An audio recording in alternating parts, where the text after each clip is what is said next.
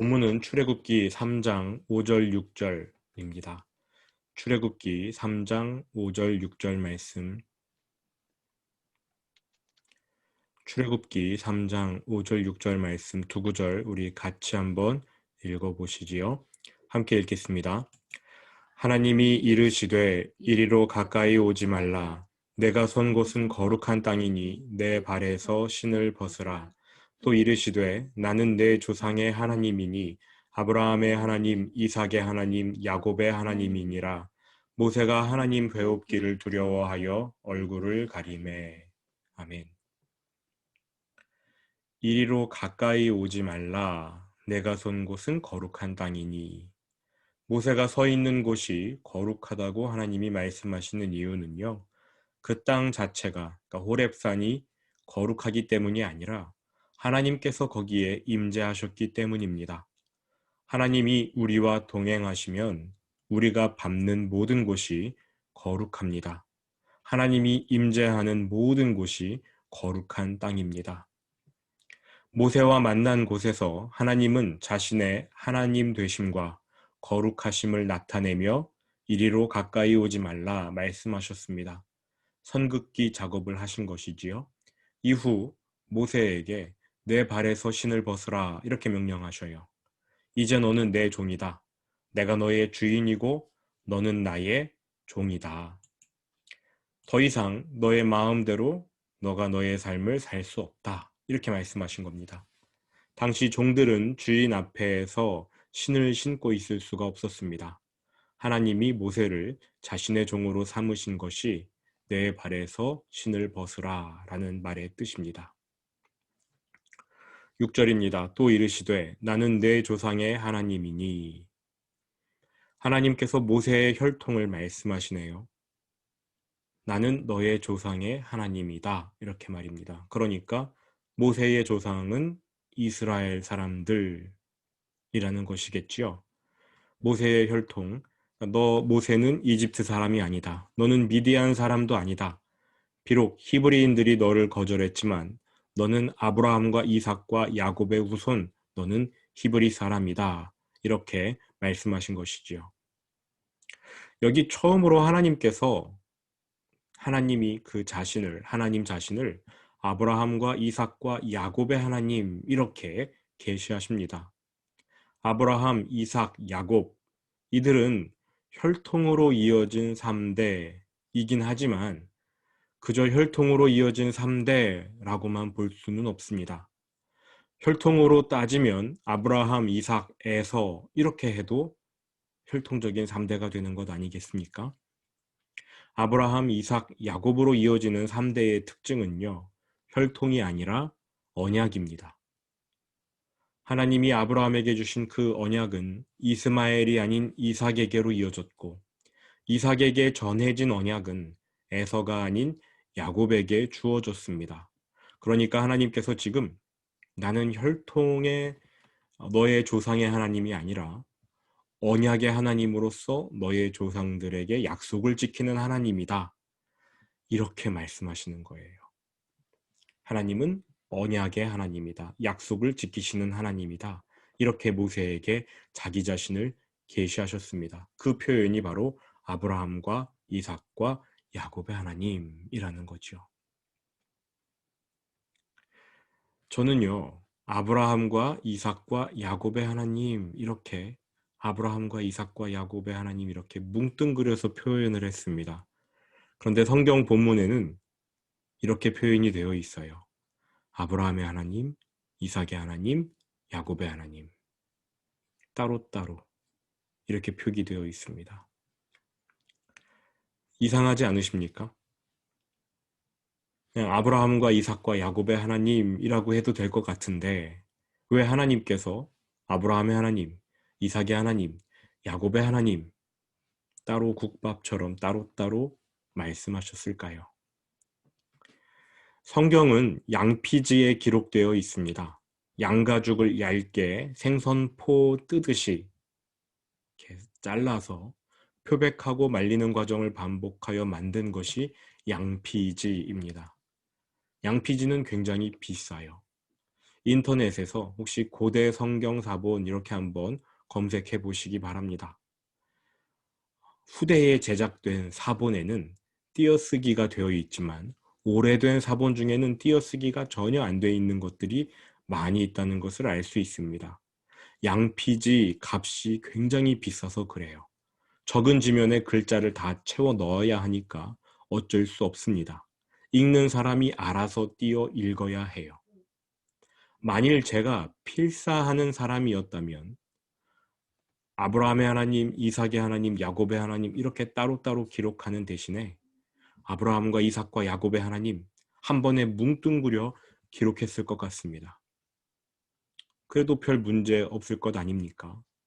의미도 통하고 또 지면도 절약할 수 있지 않습니까? 게다가 성경에 아브라함과 이삭과 야곱의 하나님 이렇게 뭉뚱그려서 표현한 게 안 나오는 게 아닙니다. 나옵니다. 당장 3장 16절로 내려가 보십시오.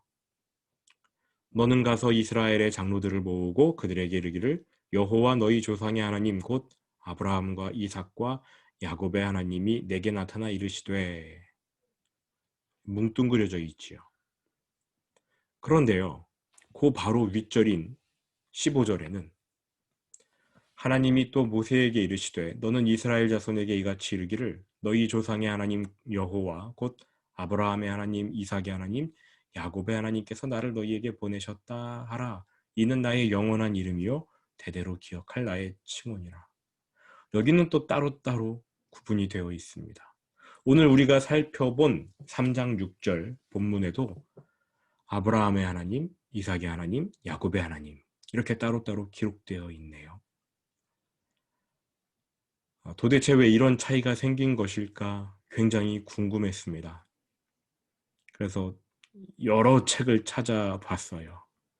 그런데 아무리 책을 찾아봐도 안 나오고요.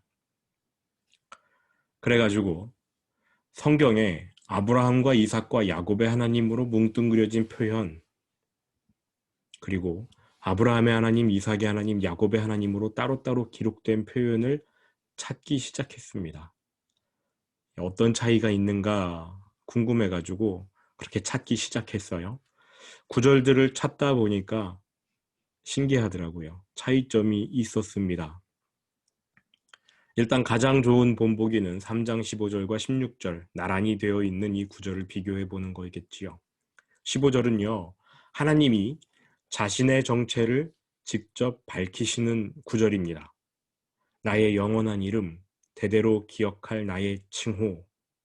이렇게 15절에서는 하나님이 자신의 이름을 밝히시는데, 자신의 정체를 밝히시는데, 이때 하나님께서 자신을 가리켜 아브라함의 하나님, 이삭의 하나님, 야곱의 하나님 따로따로 말씀하셨습니다. 반면에 16절은 하나님의 정체보다는 하나님이 행하실 일에 초점 맞춰져 있는데 이때 뭉뚱그려 표현되어 있더라고요.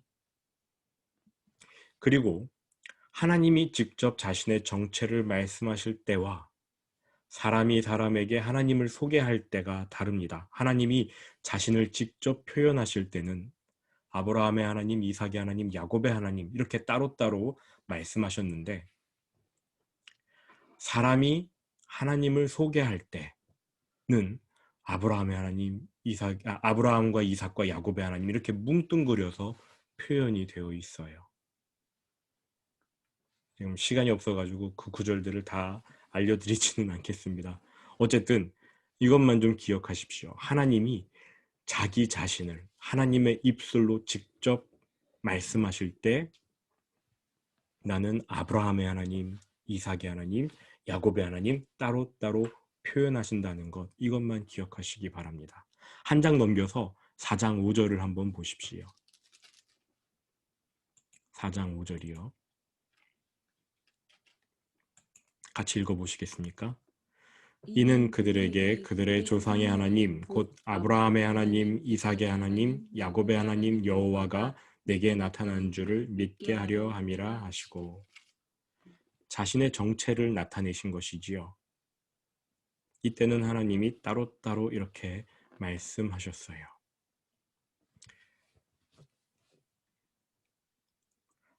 하나님이 직접 자신을 소개하실 때, 자신을 계시하실 때 이처럼 아브라함의 하나님, 이삭의 하나님, 야곱의 하나님이라고 따로따로 말씀하신 이유를 묵상해 보았습니다. 하나님은 동일한 분이시잖아요. 같은 분이시잖아요. 그런데 아브라함의 체험이 다르고 이삭의 체험이 다르고 야곱의 체험이 다릅니다. 동일한 한 분 하나님을 믿고 섬기지만 각 사람이 경험했던 하나님의 면면이 다릅니다. 일단 이 세 사람을 한번 생각해 보시죠. 이 세 사람이 겪었던 큰 사건만 따져보겠습니다. 아브라함은 불가능할 때 믿음을 통해 이삭을 얻음으로써 전능한 하나님을 체험했습니다. 또 그 아들 이삭을 바칠 때에 구원하시는 하나님을 체험했지요. 이삭은 어떻습니까? 아브라함이 자신을 하나님께 바쳐드릴 때 순종했잖아요. 순종함으로써 하나님이 자신의 삶을 순적하게 이끄시는 것을 체험했습니다. 이삭의 삶에는 별 큰 고난이 없었습니다. 어려움이 없었지요. 순종을 통해 복받는 삶을 체험했습니다. 야곱은 어떻습니까? 야곱은 믿음도 없고 순종하지도 않았지만 하나님이 끈질기게 그를 보호하셨어요. 약속을 지키시는 하나님, 또 여러 고난을 허락하여서 성화시키는 것을 체험했지 않습니까? 동일한 하나님이지만 아브라함, 이삭, 야곱 각 사람의 체험이 다릅니다. 제가 이렇게 성경을 찾아보면서 이런 의미가 있겠구나 하고 생각했는데요. 제가 가지고 있는 이제 유대인 성경이라는 어떤 책이 있어요. 거기에 주석이 달려 있는데 거기에도 비슷한 의미가 적혀 있더라고요.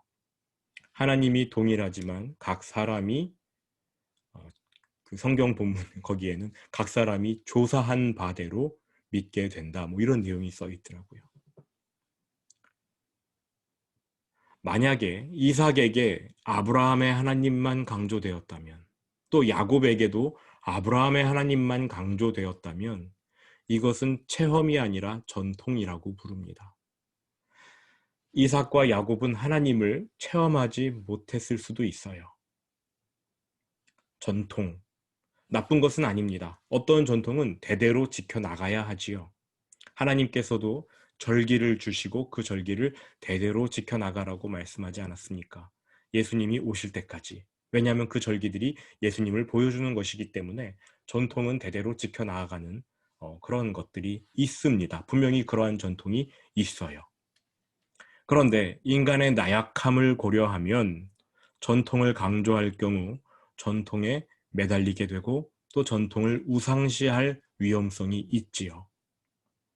광야에서 불뱀에 물려 이스라엘 백성이 사경을 헤맬 때 하나님께서 모세에게 놋뱀을 만들어 장대에 매달라고 하셨습니다. 놋뱀을 쳐다본 백성은 살았어요. 근데 이후 이스라엘 백성이 모세가 만들어 놓은 그 놋뱀을 우상처럼 여기고 음란하게 섬긴 것 아니겠습니까? 장대에 매단 놋뱀은 예수 그리스도의 십자가 구원을 상징해 주는 것이었는데 그 상징물이 사람들에게는 전통이 되어서 우상으로 변질되어 버렸습니다. 이것이 전통을 대하는 인간의 나약함이고 위험성입니다.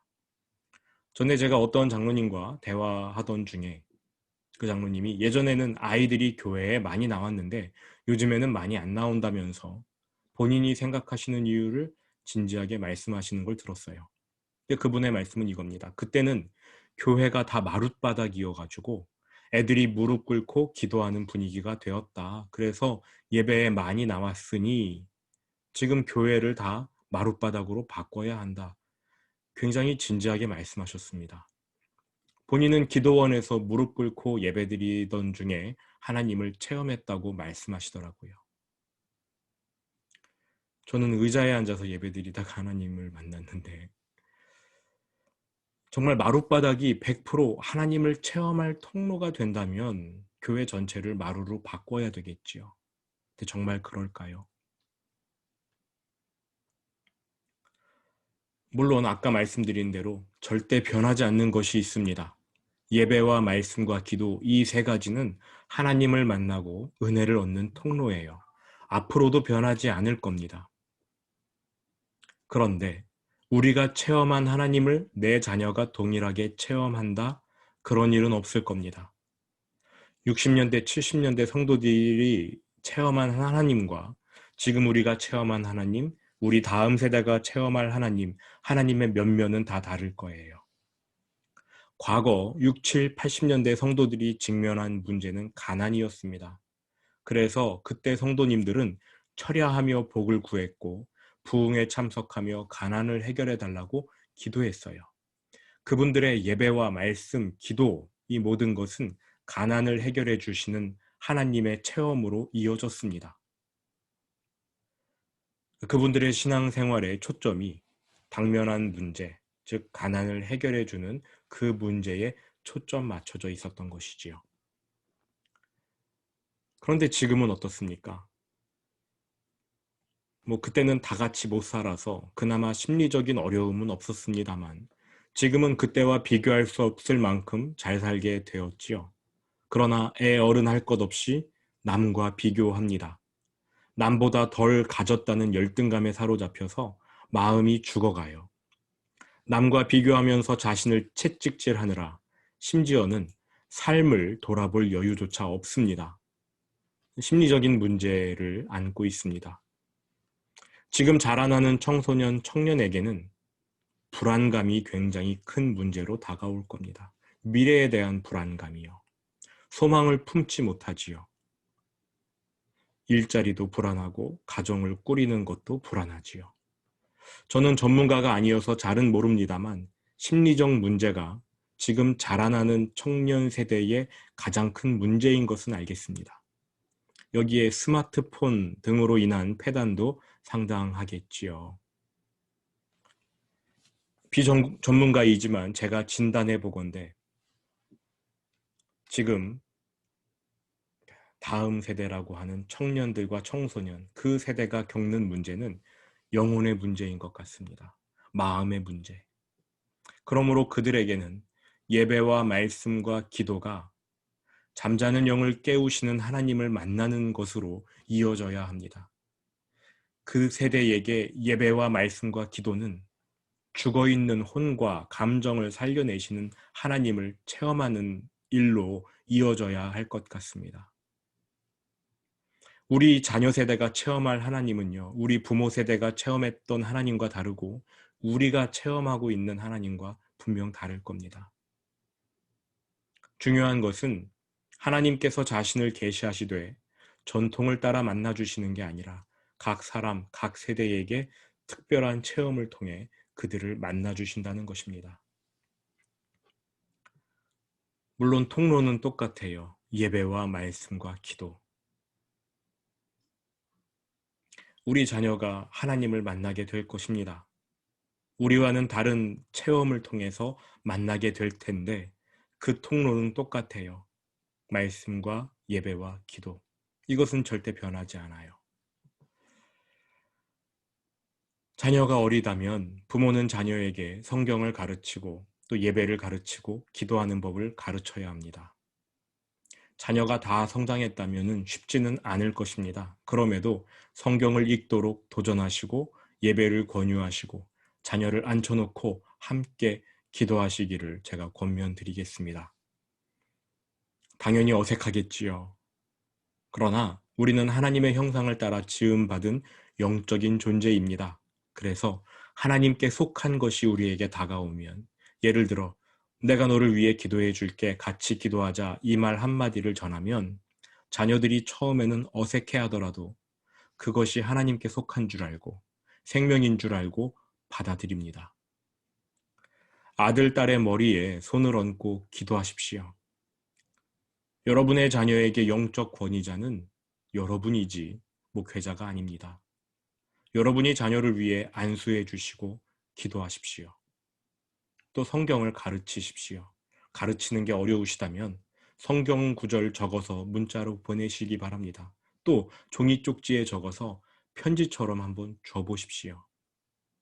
하나님의 말씀은 살아있고 활력이 있어 좌우에 날선 어떤 검보다도 예리하여 혼과 영과 및 관절과 골수를 찔러 쪼개기까지 하며 또 마음의 생각과 뜻을 판단하나니.